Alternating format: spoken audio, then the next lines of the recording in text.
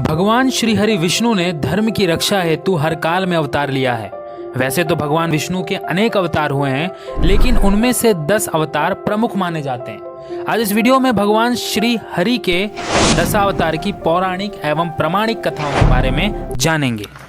सबसे पहला अवतार है मत्स्य अवतार। भगवान विष्णु का यह प्रथम अवतार है और यह अवतार सृष्टि के क्रम को पुनः स्थापित करने के लिए किया गया था। सतयुग के आदि में राजा सत्यव्रत हुए थे। भगवान ने मत्स्य अवतार में सत्यव्रत से कहा, सुनो राजा सत्यव्रत, आज से 7 दिन बाद प्रलय होगी, तब मेरी प्रेरणा से एक विशाल नाव तुम्हारे पास आएंगे। तुम सप्तऋषियों, औषधियों, बीजों व प्राणियों के सूक्ष्म शरीर को लेकर उसमें बैठ जाना। सत्यव्रत ने ठीक ऐसा ही किया।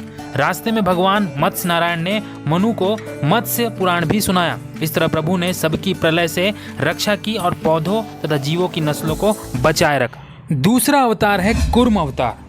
इसे कच्छप अवतार भी कहते हैं। जब देवता और दानव क्षीर सागर में समुद्र मंथन कर रहे थे तो मदरांचल पर्वत को मथनी और नागराज वासुकी की नेत्री बनाया गया था, किंतु मदरांचल के नीचे कोई आधार नहीं होने के कारण वह समुद्र में डूबने लगा। यह देखकर भगवान विष्णु विशाल कूर्म यानी कछुए का रूप धारण कर मदरांचल पर्वत को अपने कवच पर संभाला था। भगवान कूर्म की विशाल पीठ पर मदरांचल तेजी से घूमने लगा और इस प्रकार समुद्र मंथन हो पाया। बात करते हैं तीसरे अवतार यानी वराह अवतार के बारे में। इन्हें शूकर अवतार भी कहते हैं। इस अवतार में मुख शूकर का था, लेकिन शरीर इंसान का। यह भद्र पक्ष शुक्ल पक्ष की तृतीया को अवतरित हुए थे। एक समय राक्षस राज हिरण्याक्ष ने जब पृथ्वी को जल में डुबो दिया था, तब ब्रह्मा की नाक से भगवान विष्णु वराह रूप में प्रकट हुए। भगवान विष्णु के इस रूप को देखकर सभी देवताओं और ऋषि मुनियों ने उनकी स्तुति की। सबके आग्रह पर भगवान वराह ने पृथ्वी को ढूंढना प्रारंभ किया। जब पता लग गया तो विष्णु के इस अवतार ने समुद्र के अंदर जाकर अपने दांतों पर रखकर वे पृथ्वी को बाहर ले आए। हिरण्याक्ष और वराह के मध्य भीषण युद्ध हुआ। अंत में भगवान वराह ने हिरण्याक्ष का वध कर दिया। इसके बाद भगवान वराह ने अपने खुरों से जल विष्णु जी का चौथा अवतार है भगवान नरसिंह। पुराणों में भगवान विष्णु के ये चौथे अवतार हैं। अवतार में विष्णु आधे मानव और आधे सिंह के रूप में प्रकट हुए थे। उनका सिर व धड़ तो मानव का था, लेकिन उनका चेहरा और पंजे शेर की तरह थे। यह अवतार प्रहलाद की रक्षा एवं दुष्ट हिरण्यकश्यप की संहार के लिए हुआ था। ब्रह्म से हिरण्यकश्यप को यह वरदान था कि उसकी मृत्यु न तो दिन में, न रात में, न धरती में, न आकाश में, न दिन में, न रात में, न अस्त्र से, न शस्त्र से, न देवता से, न दानव से, न ही पशु से, न ही पक्षी से होगी। इस घमंड से फलीभूत होकर वो अत्यंत शक्तिशाली और अत्याचारी हो गया। वो अपने आप को भगवान मानता था और जो विष्णु की पूजा करता था उसे मृत्यु दंड देता था। हिरण्यकश्यप की बहन होलिका, जिसे अग्नि से न जलने का वरदान प्राप्त था, वो प्रहलाद को लेकर धधकती हुई अग्नि में बैठ गई। तब भी भगवान विष्णु की कृपा से प्रहलाद बच गया और होलिका जल गई। जब हिरण्यकश्यप स्वयं प्रहलाद को मारने ही वाला था, तब भगवान विष्णु नरसिंह का अवतार लेकर ये प्रकट हुए। बात करते हैं 5वें अवतार से हिरण्यकश्यप के बारे में। वामन विष्णु के 5वें और त्रेता युग के पहले अवतार थे। इसके साथ ही यह विष्णु के पहले ऐसे अवतार थे जो मानव रूप में प्रकट हुए।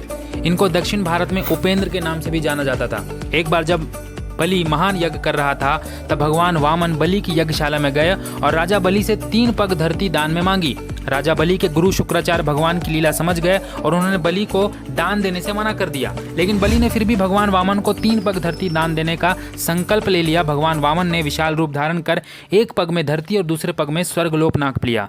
जब तीसरा पग रखने के लिए कोई स्थान नहीं बचा तो बलि ने भगवान वामन को अपने सिर पर पग रखने को कहा और बलि के सिर पर एक पग रखने से वो सुतरलोक पहुंच गया। बलि की दानवीरता देखकर भगवान ने उसे सुतरलोक का स्वामी भी बना दिया और इस तरह भगवान वामन ने देवताओं की सहायता कर उन्हें स्वर्ग पुनः लौटाया। भगवान विष्णु के 6ठे अवतार है भगवान परशुराम। इनका जन्म महर्षि भृगु के पुत्र महर्षि जमदाग्नि द्वारा संपन्न पुत्रेष्टि यज्ञ से प्रसन्न देवराज इंद्र के वरदान स्वरूप पत्नी रेणुका गर्भ से वैशाख शुक्ल तृतीया को मध्य प्रदेश के इंदौर जिले में ग्राम मानपुर के पास हुआ था। पितामह भृगु द्वारा संपन्न नामकरण संस्कार के अनंत पर राम कहलाए। वे जमदाग्नि का पुत्र होने के कारण जामदग्नि और शिवजी द्वारा प्रदत्त परशु धारण किए रहने के कारण वे परशुराम। भगवान श्री राम विष्णु जी के 7वें अवतार हैं। श्री राम और श्री रामचंद्र के नामों से भी जाना जाता है। रामायण में वर्णन के अनुसार अयोध्या के शूरवंशी राजा चक्रवर्ती सम्राट दशरथ ने पुत्र की कामना से यज्ञ कराया, जिसके फलस्वरूप उन्हें पुत्रों का जन्म हुआ। श्री राम का जन्म देवी कौशल्या के गर्भ से अयोध्या में हुआ था। श्री राम जी 4 भाइयों में सबसे बड़े थे। त्रेता युग में राक्षस राज रावण का बहुत आतंक था, उससे देवता भी डरते थे। उसके वध के लिए विष्णु ने राजा दशरथ के यहाँ माता कौशल्या के गर्भ से पुत्र रूप में जन्म लिया। भगवान विष्णु के सभी अवतारों में सबसे श्रेष्ठ अवतार माना जाता है श्री कृष्ण जी का।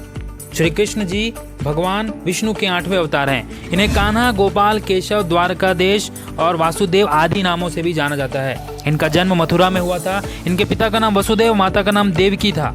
ऐसी भविष्यवाणी हुई थी कि देवकी के गर्भ से उत्पन्न हुई 8वीं संतान के द्वारा कंस का वध होगा। कंस ने कृष्ण को मारने की अनेक चेष्टाएं की, किंतु कृष्ण ने अपने अद्भुत पुरुषार्थ से बाधाओं को पार करके अंत में कंस का वध किया। इसी बीच हस्तिनापुर में कौरवों और पांडवों में राज्यों के बंटवारे को लेकर संघर्ष हुआ। कृष्ण पांडवों के सहायक थे। पहले उन्होंने शांति के साथ पांडवों को अधिकार दिलाना चाहा, किंतु कौरवों के दुराग्रह से महाभारत का युद्ध हुआ।